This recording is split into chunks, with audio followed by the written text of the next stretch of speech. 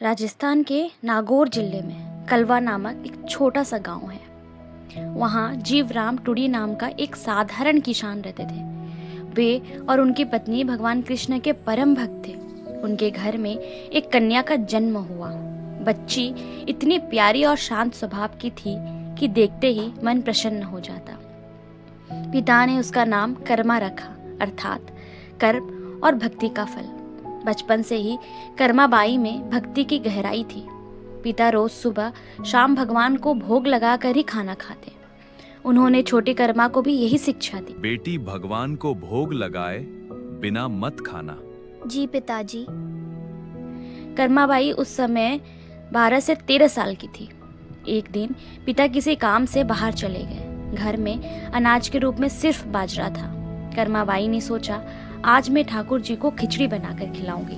उन्होंने आंगन में चूल्हा जलाया, बाजरे की खिचड़ी पकाई, उसमें देसी घी और गुड़ डाला। खिचड़ी का सुंदर थाल सजाया, भगवान की मूर्ति के सामने रखा और हाथ जोड़कर बोली, ठाकुर जी, मेरे पिता ने कहा था कि आप खाए बिना मैं नहीं खाऊंगी। आज मैंने आपके लिए खिचड़ी बनाई है, पहले आप खाइए फिर मैं खाऊंगी।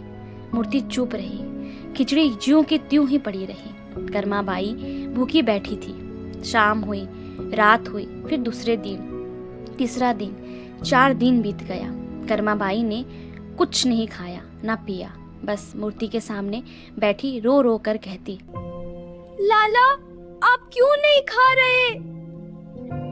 उसकी यह निश्चल ममता और जिद देखकर स्वयं भगवान कृष्ण बाल रूप में प्रकट हो गए। सुंदर काले रंग का बालक पीतांबर धारण किए मुस्कुराते हुए बोले, माँ, मैं आ गया, अब रो मत। लो कान्हा, माँ ने तुम्हारे लिए खिचड़ी बनाई है। हाँ माँ, बहुत अच्छी लग रही है। प्यार से खाओ बेटा। माँ, स्वादिष्ट है। फिर बोले, माँ, रोज बनाना, मैं रोज आऊंगा।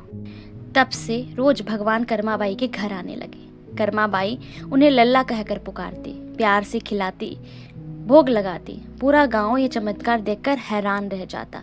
समय बीता, कर्माबाई बड़ी हुई, उनकी भक्ति दूर दूर तक फैल गई। वे भगवान को अपना पुत्र मानकर पूछती थी, मेरा लाला, तुम मेरी सबसे बड़ी खुशी हो। मैं तुमसे बहुत प्यार करती हूँ। एक दिन उन्होंने सुना कि उड़ीसा में जगन्नाथपुरी में भगवान कृष्ण विराजमान है। उनके मन में इच्छा जगी, मैं अपने लल्ला के पास जाऊंगी। बहुत कठिन यात्रा के बाद वे पुरी पहुंची। वहां मंदिर के पुजारियों ने उन्हें मंदिर के अंदर खिचड़ी चढ़ाने की अनुमति नहीं दी।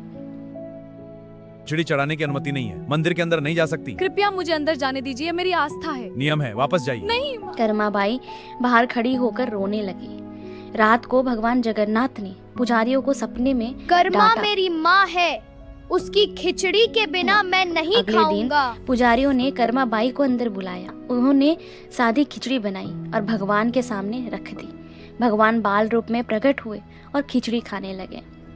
पुजारी देखते रह गए। तब से आज तक जगन्नाथ मंदिर में सबसे पहले कर्माबाई की बाजरे की खिचड़ी का भोग लगता है। रथ यात्रा के समय जगन्नाथ का रथ कर्माबाई की समाधि के पास रुकता है। मान्यता है कि बिना उनकी कृपा के रथ आगे नहीं बढ़ता। कर्माबाई आजीवन सादगी और भक्ति में रही।